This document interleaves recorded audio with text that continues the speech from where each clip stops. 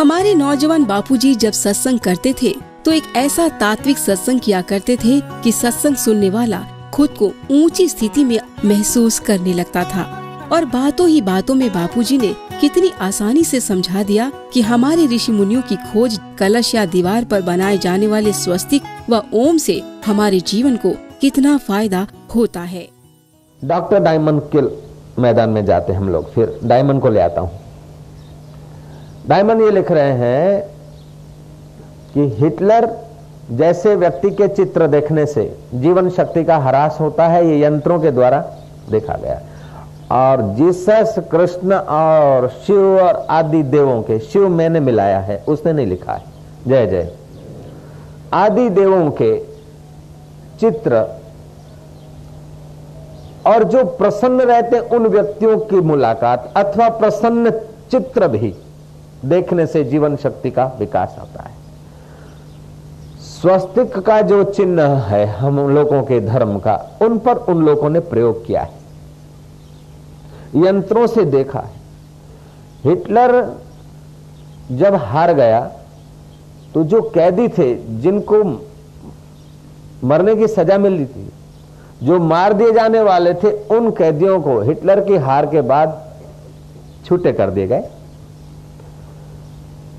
उनका मन भयभीत मानस था, और भयभीत मानस जो भी देखेगा उसे भय होगा। लेकिन प्रयोगकर्ताओं ने उन भयभीत मानस वालों को अपना स्वस्तिक दिखाया, गणपति जी के रूपांतर का स्वस्तिक। स्वस्तिक तो समझते ना, गणेश छापते ना अपन लोग, स्वस्तिक दिखाया तो उनकी जीवन शक्ति बड़ी तेजी से विकसित हो गई। हालांकि उनको स्वस्तिक की गरिमा का ख्याल नहीं था, धार्मिकता अथवा उनको इस हिंदू संस्कृति के लिए कोई खबर नहीं थी, कोई विशेषता या कोई महत्ता का पता नहीं था। फिर भी स्वस्तिक देखकर उन भयभीत कैदियों में भी जीवन शक्ति का विकास हुआ। हम लोगों के ऋषियों ने कितना रिसर्च किया होगा।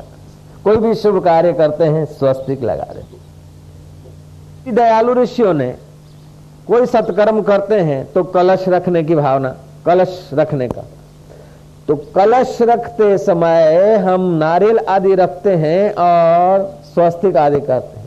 तो स्वस्तिक के दर्शन, नारियल के शुभ दर्शन और मांगलिक प्रसंग है, ऐसी शुभ भावना का वातावरण जिन व्यक्तियों के पास दिल में आता है उनकी जीवन शक्ति विकसित होती है। और कलश पर भी तो पड़ती है, और वो कलश का पानी भी जैसे मैग्नेटाइज पानी हो जाता है, ऐसे वो आध्यात्मिक शक्ति से कलश का पानी भी वाइब्रेट हो जाता है। और यही कारण है कि सत्यनारायण की कथा में या कोई सप्ताह में फल, पत्र, पुष्प रखे जाते हैं, अमुक वस्तुएं रखी जाती है और बाद में उस जगह की वस्तुएं प्रसाद रूप में बांटी जाती है। ये जीवन शक्ति के विकास की क्या व्यवस्था नहीं होगी क्या पुरानी?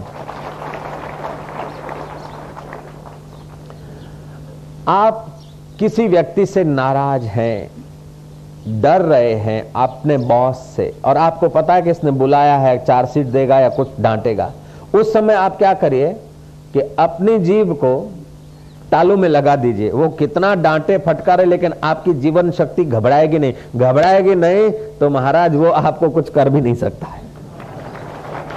हरि बोल।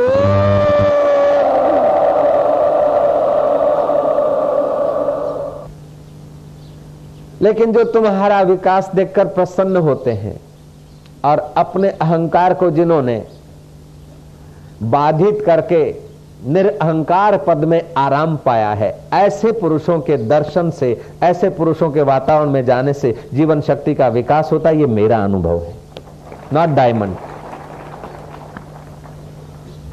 जब जब हम गुरु लोगों के चरणों में गए तो हमने विकास पाया, और जब जब संसार के पदों वालों के पास गए तब तक सुकड़ान पाई। जय श्री कृष्ण। जिस समय सुकड़ान का मौका आए, ऑफिस में इधर उधर, उस समय आप जीभ तालू में लगा दीजिए तो दाएं बाएं दोनों मस्तिष्कों का संतुलन हो जाएगा, जीवन शक्ति का व्यय बच जाएगा। तो डॉक्टर डायमंड ने कहा, अखबार पढ़ने से अखबार में बिभत्स खून, मार, तोड़, तूफान, आग के प्रसंग पढ़ने से भी जीवन शक्ति का ह्रास होता है। जय श्री कृष्ण। और जब ऐसा टाइटल देखो न तो नारायण नारायण नारायण करके अपनी निगाहें बदल देना, नारायण के चित्र की ओर देखना, नहीं तो दिल के नारायण में आ जाना। जब अखबार पढ़ना ही पड़ेगा आजकल का जमाने में, तो ऐसा कर लेना।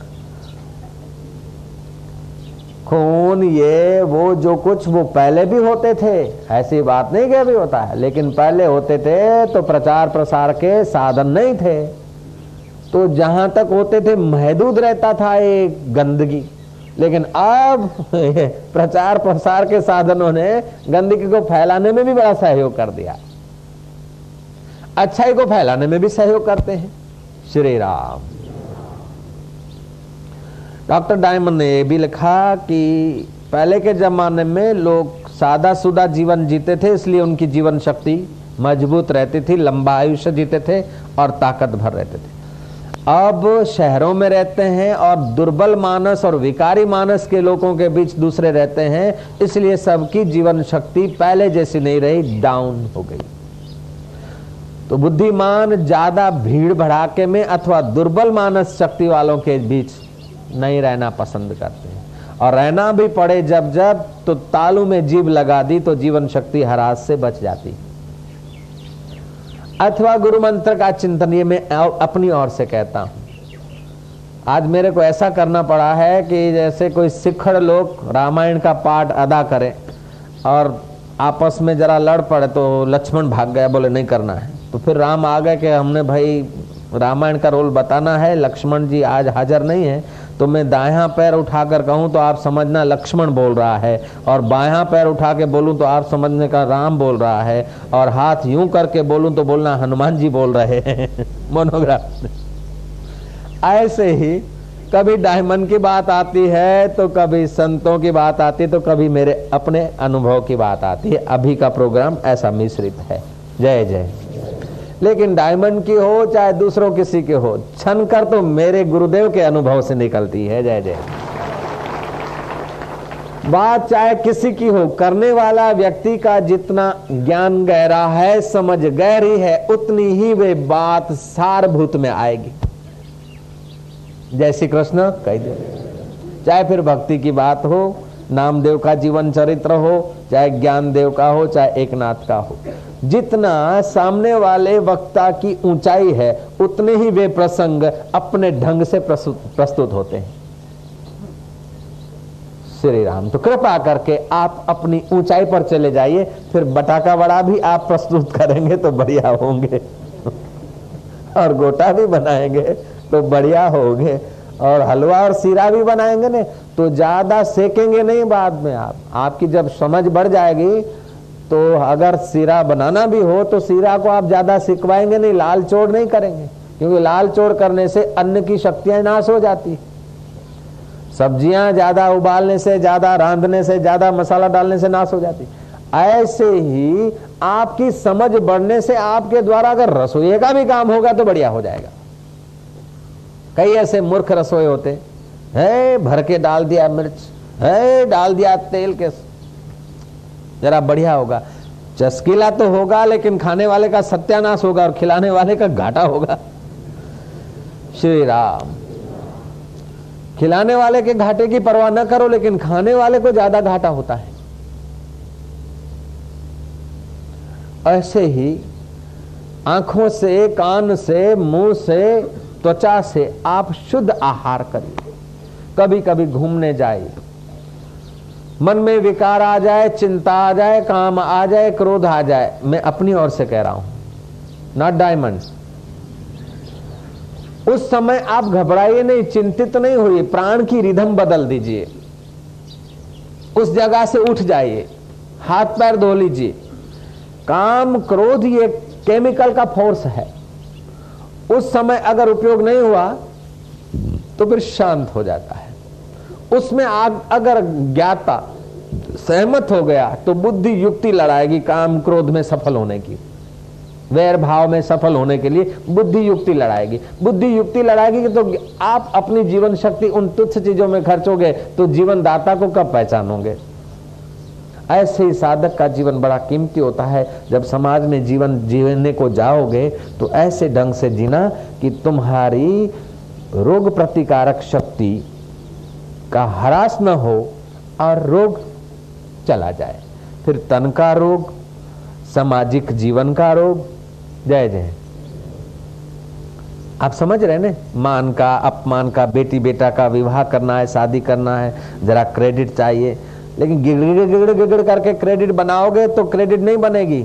जीवन शक्ति का विकास करके अगर सामने वाले के साथ आत्मीयता का व्यवहार करोगे, प्यार भरा व्यवहार करोगे, तो क्रेडिट आपकी उसके दिल में अंकित हो जाएगी।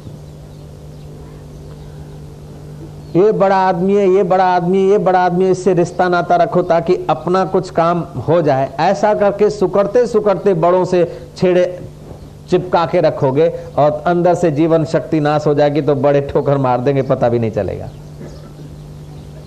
इसलिए कबीर जी ने कहा, कबीरा यह जग आए के बहुत से कीने मीत, जिन दिल बांधा एक से वे सोए निश्चिंत।